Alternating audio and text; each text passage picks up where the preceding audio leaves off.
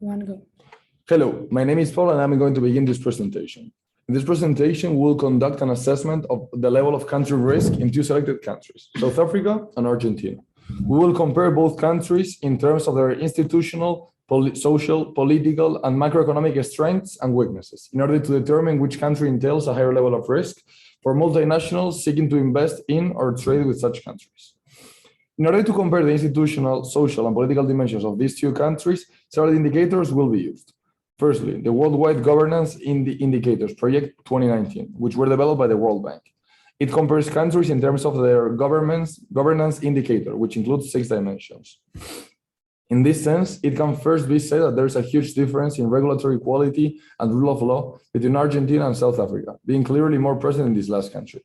This can be explained by the political stability of both countries. Argentina's new policies are hardly understandable by the general public and do not promote private sector development. On the contrary, recent cases have demonstrated that the clear goal of the government is to nationalize private enterprises, like is the case of Repsol.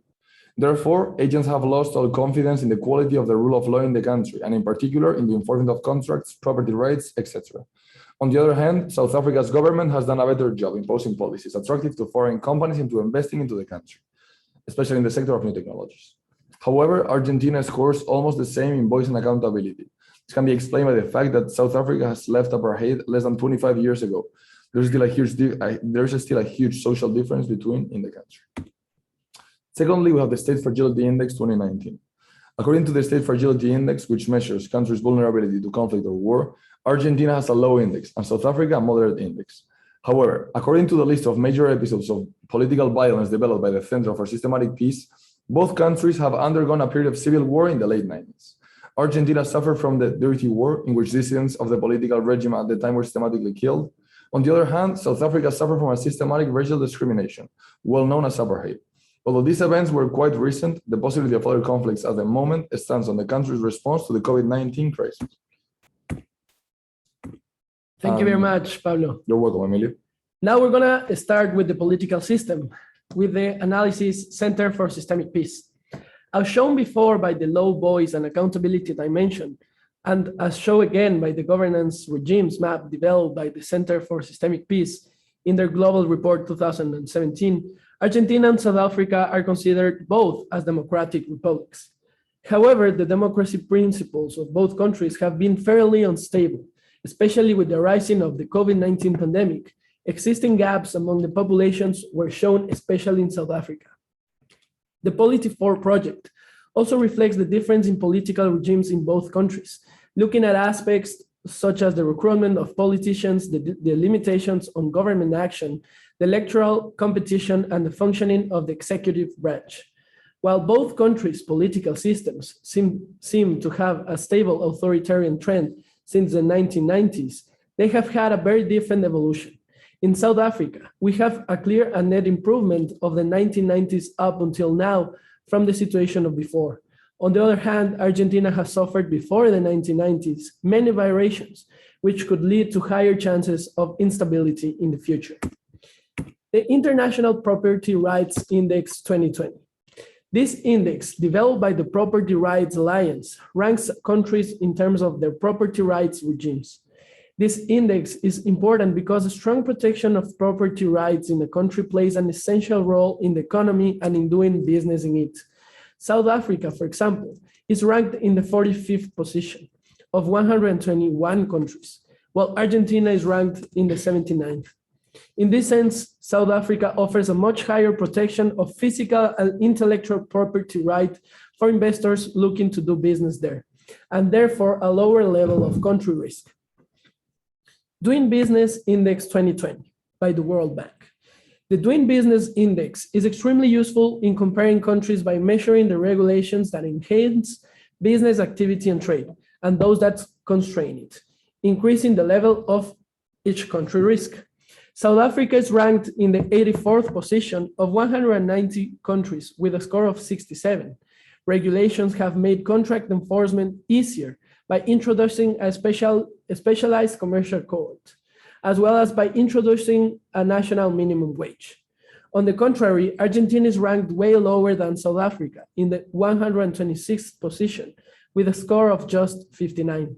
Therefore, Argentina made starting a business more difficult by introducing an additional procedure for legalizing the employee books for companies hiring more than 10 employees, although it made dealing with construction permits easier by streamlining procedures and implementing an electronic platform for building permit applications. Also, Argentina reduced the time required for export and import documentary compliance by introducing electronic certificates of origin and improving its import licensing system. And it made enforcing contracts easier by allowing electronic payment of court fees.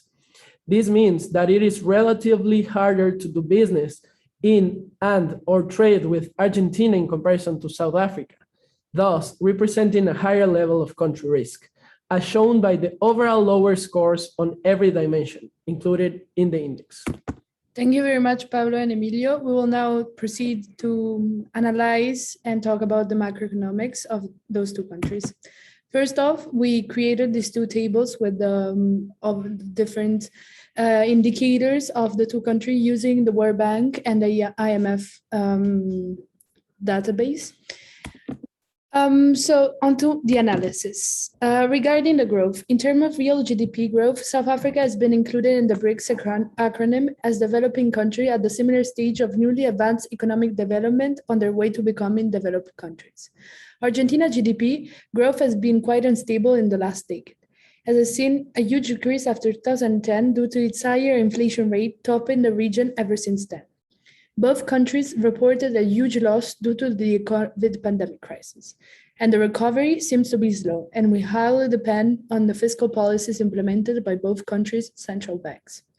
Real GDP per capita growth has been, for both countries, always slightly higher than the GDP growth in general, reflecting the fact that the development in living standards and economic welfare in Argentina and South Africa is faster than the GDP growth.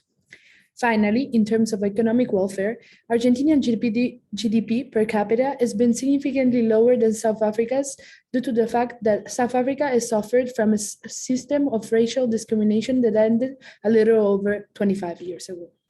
However, in the early 2000s, the South African GDP per capita became higher than the Argentinian one. Shortly after, the South African GDP has begun to decreasing again. Meanwhile, the Argentinian has continued increasing overall. Both countries have suffered from an immense decrease of the GDP in correlation with the COVID pandemic, especially in South Africa. A report from the Human Rights Watch has shown that in the latter, policies to recover from the COVID-induced pandemic have aggravated the differences between different population classes, as they have significantly left out people with disability, refugees, asylum seekers, and the LGBT community. Onto the performance. Inflation rates are substantially higher in Argentina than in South Africa due to an increase in commodity prices and a weaker currency. Uncertainty over future inflation may discourage investment and savings. Argentina's skyrocketing inflation, nearly touching the 40%, can be considered as hyperinflation. This highly discourages foreign investment in the country because of the associated risk and instability of the country's currency. On the other hand, South Africa's inflation is lowering and reaching in 2020 the same level of inflation as the Eurozone, making the country more attractive. On the contrary, unemployment rates in South Africa have been and still are notably higher than in Argentina, 29% against 11%, which shows a growing social gap between different social classes in South Africa, increasing its level of country risk. In terms of government budget balance, both countries have been representative government deficits this last decade, as shown by their negative numbers. Although budget deficits have been higher in Argentina than in South Africa, the missing reports from South Africa in the last 2 years signify a risk. Both countries have a lower deficit in their governmental budget balance compared to their countries during the COVID pandemic. This can signify that probably both countries, and we have dates on that, did not implement policies to recover from the pandemic-induced crisis, which could generate a lower rate of recovery for the economy from the pandemic crisis in the following years. Finally, in relation to the current account balance, it must be noted that in 2020, it was positive for South Africa and Argentina. Both countries' balance have improved over the last years. Finally, to draw our conclusions, we compared the level of country risk between South Africa and Argentina. And we did the following. First, we graded we gave a grade from 1, the lowest, to 7, the highest, that has been determined on every institutional, social, and political aspect previously examined in order to come up with an average level of institutional, social, and political risk. Following, we have done the same with the macroeconomic aspects that we analyzed, coming up with an average level of macroeconomic risk. Finally, an average of both risk was made in order to determine the overall country risk. As we can see in the table, we can therefore conclude that South Africa has scored a 3.6, which signifies a medium risk, which indicates that there is a moderate risk for multinationals seeking to invest or trade in South Africa.